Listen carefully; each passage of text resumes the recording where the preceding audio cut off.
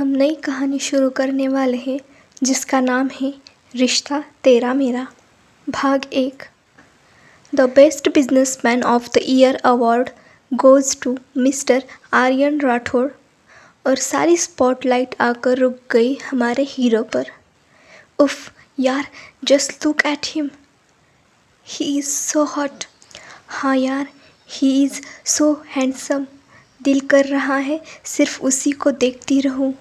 आपस में कई लड़कियां बातें कर रही थी और क्यों ना करें, हमारा हीरो है ही इतना चार्मिंग, हॉट, ऊंचा कद, गोरा रंग, जिम से कमाई हुई बॉडी, मसल्स और परफेक्ट फिटिंग का वाइट शर्ट पर नेवी ब्लू कलर का ब्लेज़र, उसी के साथ ब्लू फॉर्मल पैंट और फॉर्मल शूज़। आज आर्यन को बेस्ट बिजनेसमैन का अवार्ड मिला था।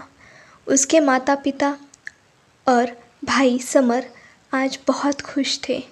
और क्यों ना हो, आर्यन ने कम उम्र में ही बहुत बड़ा मुकाम हासिल किया था। अवार्ड सेरेमनी के ख़त्म होने के बाद उन्होंने बड़ी पार्टी रखी थी तो सब वहाँ जाने वाले थे। तभी अचानक आर्यन की माँ को यानी दिव्या को कॉल आया और वो वहाँ से निकल गई। दिव्या अपनी बचपन की सहेली नंदिनी के पिता से मिलने गई थी। जब दिव्या वहाँ पहुँची तो आलोक जी, नंदिनी के पिता, गार्डन में आराम चेयर पर बैठे हुए थे। दिव्या, क्या हुआ अंकल, आप बहुत परेशान लग रहे हैं। आपने इतने साल के बाद मुझे इस तरह कॉल की, सब कुछ ठीक है ना। आलोक जी, नहीं बेटा, कुछ ठीक नहीं है।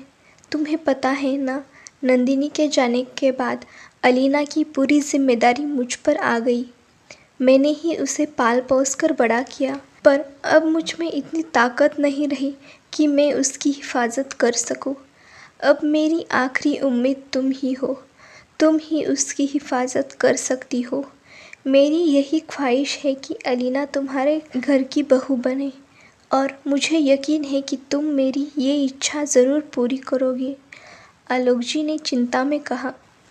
दिव्या को पहले समझ नहीं आया कि आलोक जी ऐसा क्यों कह रहे हैं और कौन सी परेशानी है जो उन्हें सता रही है।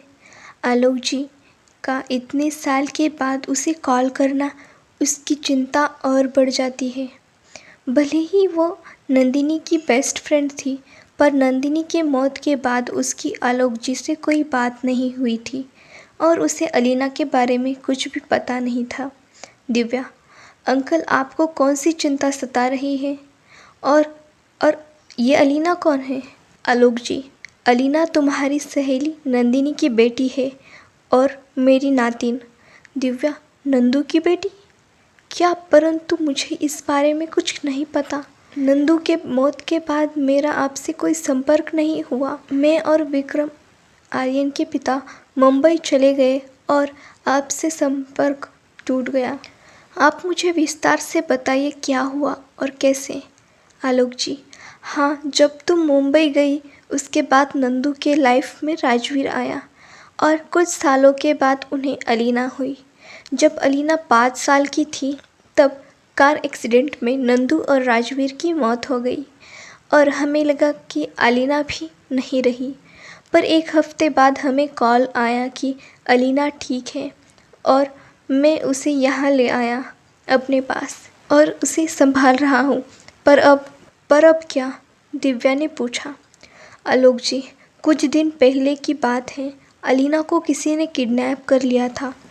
वो तो ठीक समय पर पुलिस ने पता लगाया और हमने उसे बचा लिया।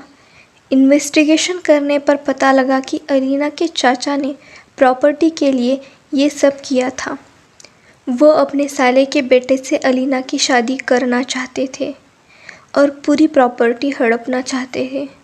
सबूत न होने की वजह से हम उस पर मुकदमा नहीं चला सके, लेकिन इन सब से अलीना बहुत डर चुकी है। अब मुझे उसकी बहुत चिंता हो रही है, इस वजह से मैंने तुम्हें कॉल किया। तुम प्लीज़ मेरी अलीना को बहू के रूप में अपना लो, ये मेरी आखिरी ख्वाहिश समझ लो। इतना कहकर आलोक जी रोने लगे। दिव्या ने उन्हें आश्वासन देते हुए हामी भरी और विक्रम को कॉल करके आर्यन के साथ बुला लिया। वो जल्द से जल्द आर्यन और अलीना की शादी करना चाहती थी। तब तक के लिए टेक केयर। Thank you.